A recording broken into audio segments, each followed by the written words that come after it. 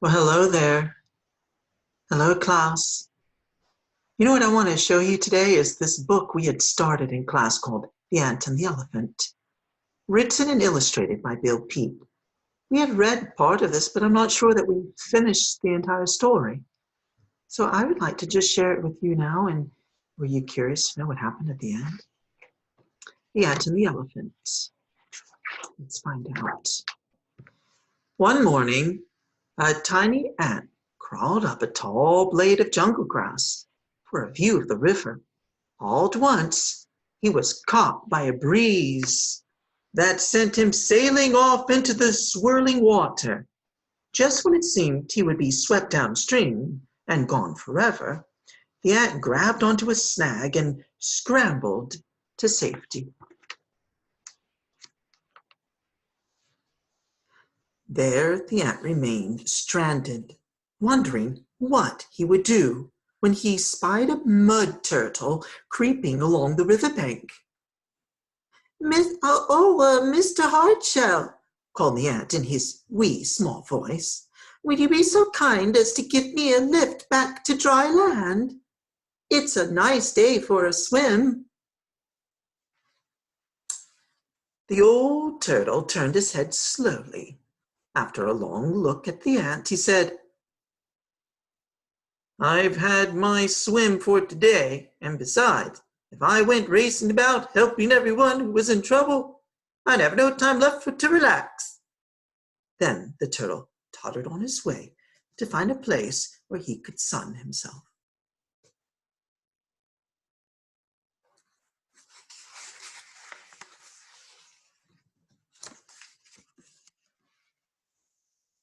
When the turtle came to a flat, warm rock, he crept slowly up the edge. Suddenly, he went toppling backward and landed upside down. Blasted, he muttered. He began thrashing out with his legs, desperately trying to right himself. But all the kicking could do was to send him rocking about on his shell. That was all.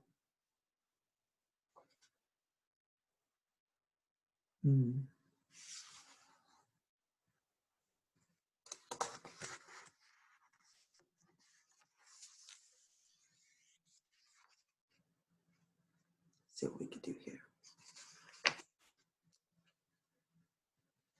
As he stretched his stringy neck, looking about for help, the turtle spied a hornbill roosting on her nest high on a tree limb. Oh, Mrs. Big Bill, he called, would you mind helping me back to my feet? With one flip of your beak, I'm sure you can do it.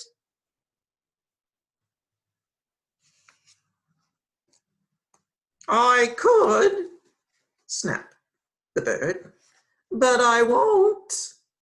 This will teach you not to be so clumsy.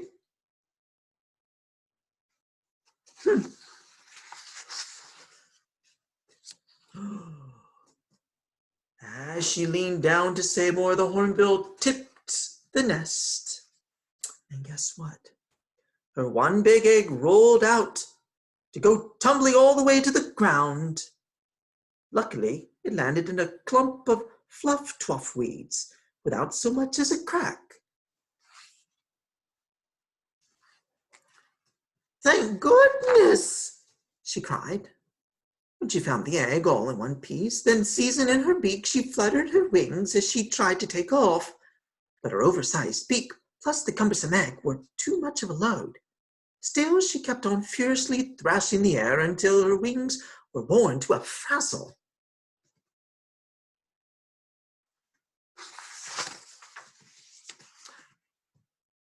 As the miserable bird sat there staring helplessly at the egg, a giraffe came striding along. Oh, Mr. Greatneck, she called. You've come just in the right time. If I perched on your head with the egg in my beak, you could carry us back up to my nest. No, indeed, scoffed the proud giraffe. If I did such a thing, how silly I would look. I'll have no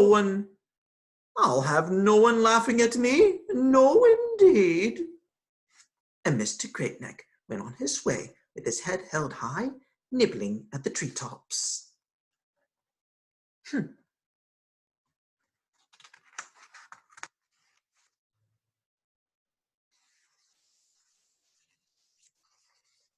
There he is with his head held high. He was so intent upon the tasty leaves, he didn't notice the tangle-dangled vine until it was twisted up around his leg. Here now, snorted the giraffe with his angry kick. How dare you? The kick merely gave the vine an extra twist around and began tightening its grip. And then in a fury, the giraffe began kicking wildly with all four legs. The more he kicked, the more entangled he became. Finally, his legs were so tightly tied up in the vine, he couldn't budge.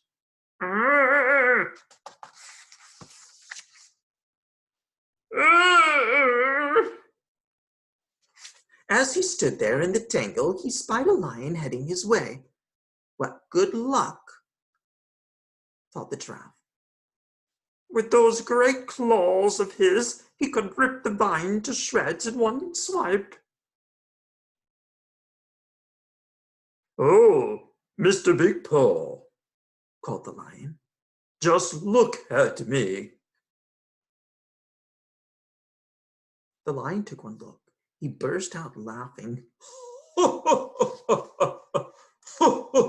That is funny. I see what you mean. And laughing merrily, he went on his way through the jungle. The lion was still laughing to himself as he flopped down in the patch of shade for a bit of catnap. He flopped down with such a whoomp, it upset a huge boulder, which was all set to topple.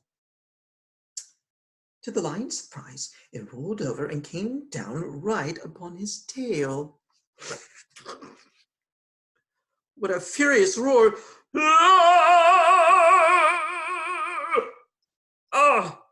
And tugging frantically to free himself. But he soon found it was useless to struggle. He could never get loose unless he was willing to part with his tail. Oh! As he sat there growling over his bad luck, a rhino came along. Oh, Mr. Hornyhead, he called. Would you mind bumping this stupid boulder off my tail? One nudge of your great snout would do it. I would, said the rhino, if you think of some way to return the favor. Right now, sighed the lion, all I can think of is my poor tail. Too bad, said the rhino, and he went lumbering off through the trees.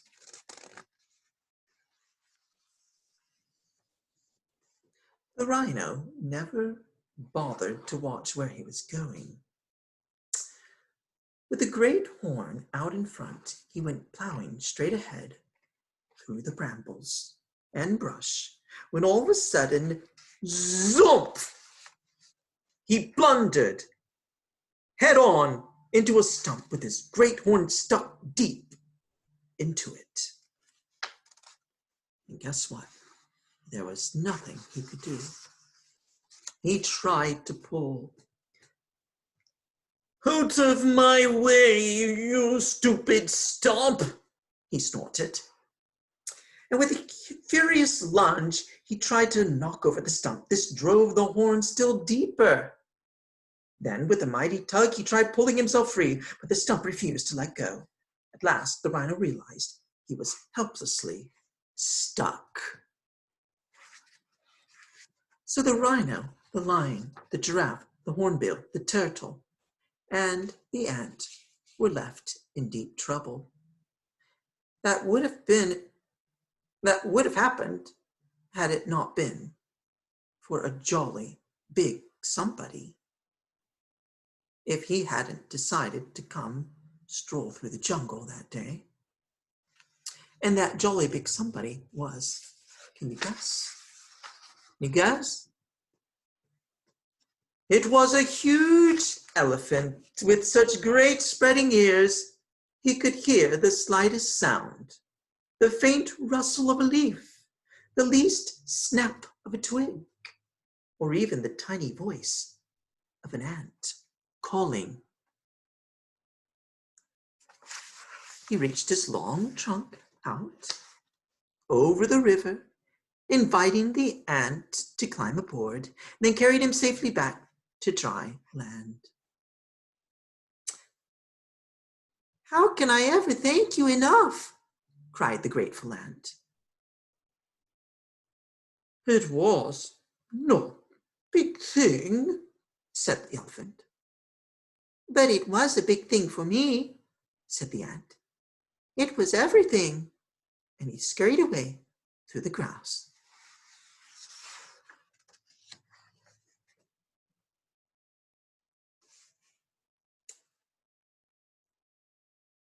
"If you've got time to bother with nothing of an ant," grumbled the old turtle, "how about me?" "You are in pickle," said the elephant, and with the tip of his trunk, he flipped the turtle back onto his feet. Then, without a word of thanks, the old codger went tottering away down the bank and disappeared into the river.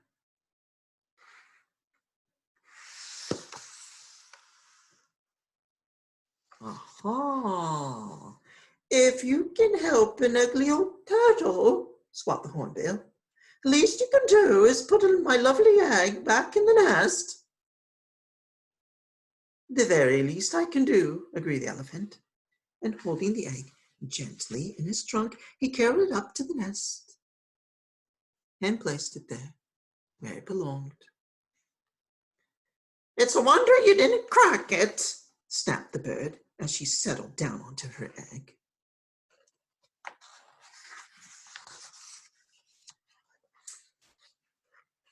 "So now," chuckled the elephant when he came upon the giraffe, "that's what I call a funny fix." "Not funny to me," snorted the giraffe. "Not one bit funny." "Then I'll try not to laugh," said the big elephant, searching through the vine with his trunk to get at the worst of the tangle. And there he is, trying the best he can to get the tangle free from the giraffe, or the giraffe free from the tangle.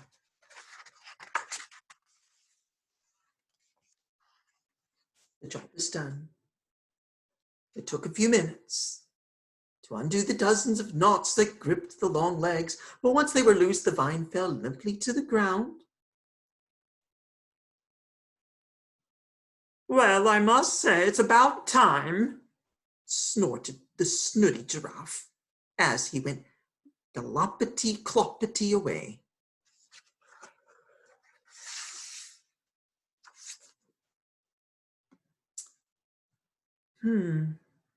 "What have we here?" asked the elephant when he came to the lion. "We have a big, stupid, bumbling boulder," cried the lion. "That's what." "Then be off, stupid boulder." And the huge tusker heaved the boulder into the air with his trunk and sent it tumbling. And there it went. Once he was free, the lion gave his tail a few switches to make sure he was working. "What a relief," sighed the lion. Someday I am in a better mood. When I'm in a better mood, I must remember to thank you. No hurry, said the elephant. He continued on his way through the jungle, where he soon found the hopelessly stuck rhino.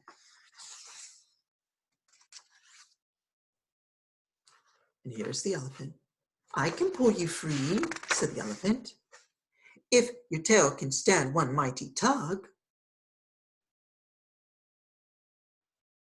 Right now, it's my snout I'm worried about, groaned the rhino. Gripping the rhino's tail tightly, the elephant, with his trunk, pulled and reared back, and with one mighty jerk, the rhino went sailing free of the stump to land with one big plump. That was one whale of a jerk, muttered the rhino. I hope you got some fun out of it. It was a pleasure, smiled the elephant as he went merrily on his way. And there he is, happy, merry, on his way. He was enormously pleased with himself.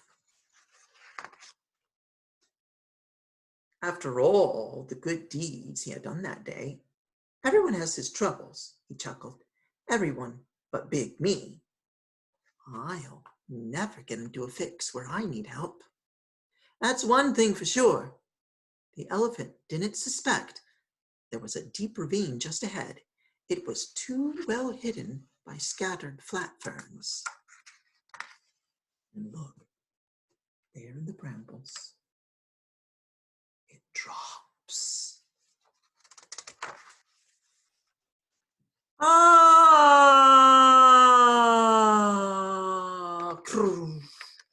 Before he knew it, he had tumbled straight into it, landing with a 7-ton thud that shook the whole jungle. He was wedged so deep and in such a position that his trunk and his legs were useless. It serves me right, he muttered, for feeling so almighty big and all-powerful. Now I'm the one who needs help. Help, he bellowed. Help, help, help. Then he waited anxiously for a reply. He waited for hours, staring up at the sky, until it faded into the evening, and a deep stillness settled over the jungle.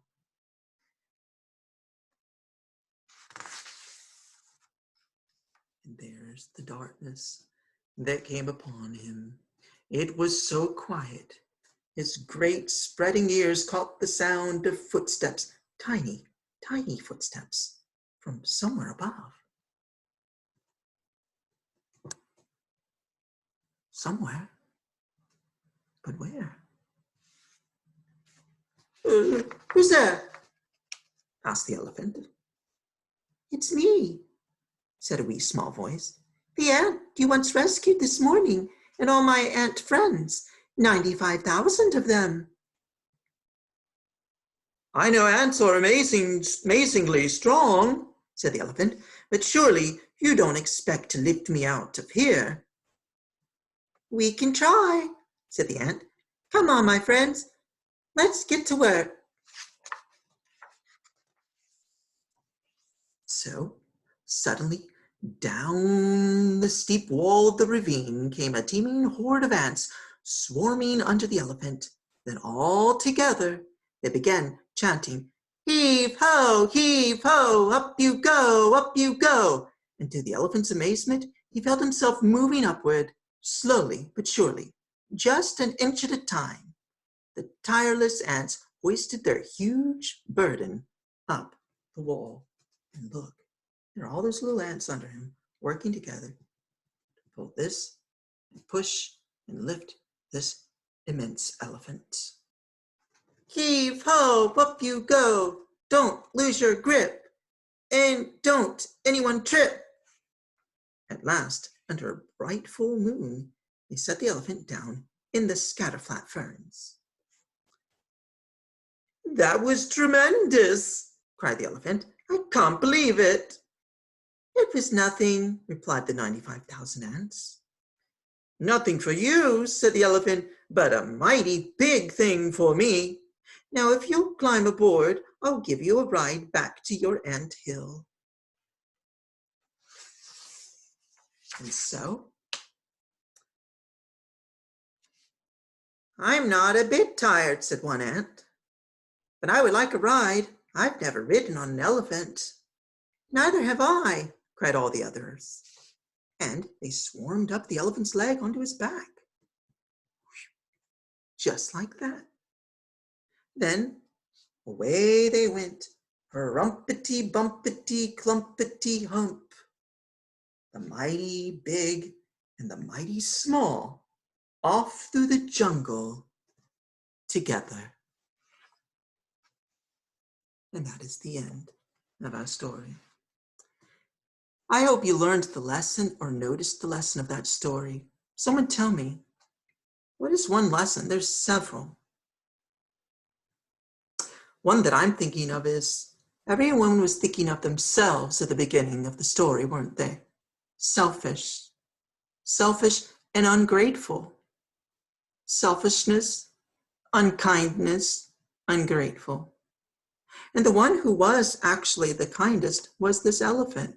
He was big, he was strong, but he helped others. And if it hadn't been for the elephant, none of them would have gotten out of their predicament. But because he did something good, he got proud, didn't he? He got proud and thought nothing could ever happen to him. He just helps others. And that can happen too. It's good to do kindness, but not to get puffed up about it, because what? Pride cometh before destruction, and a haughty spirit before a fall. And then he needed help. And what's interesting at the end of the story, the most unlikely of all is the one that could help him. The ants, the smallest ones, were the ones that could do it. But it was because they didn't do it all by themselves. They worked together. When we try to do it all on our own, it's not always good, is it? It's when we realize we need the help of others. This elephant finally realized he did need the help of others. And we all need the help of others, and we need to work together. And we can do mighty things. One little ant couldn't, but all together they could do mighty things. So let's be kind. Let's be grateful when someone does do something kind to us. And then let's pitch in and work together. Let's work together, not just think of ourselves, not be puffed up with pride, but to realize our need for others and to help others. Hope you learned something from the story. I like it.